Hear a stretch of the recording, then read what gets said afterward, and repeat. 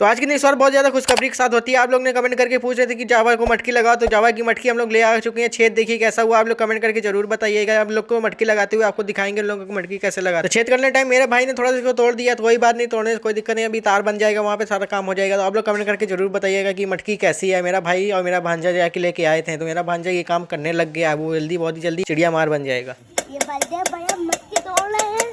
एक मटकी तो मेरे भाई ने लगा दिया, आप लोग देखिए कैसे लगाया, एकदम अच्छी जगह पे लगाया। मेरे हिसाब से तो एकदम अच्छी साइज लगाया, एकदम सही जगह लगाया। दूसरी वाली लगा के आपको दिखाते हैं। तो अब फाइनली दोनों मटकी जावा की लग चुकी है। आप लोग कमेंट करके जरूर बताइएगा कैसी लगी। स्टिप भी मेरे भाई ने ऊपर लगा दी है, क्योंकि इन लोग जल्दी से अंदर जाएं, जल्दी से बाहर आ जाए। इन लोग को नेस्टिंग भी दे दी है थोड़ी सी।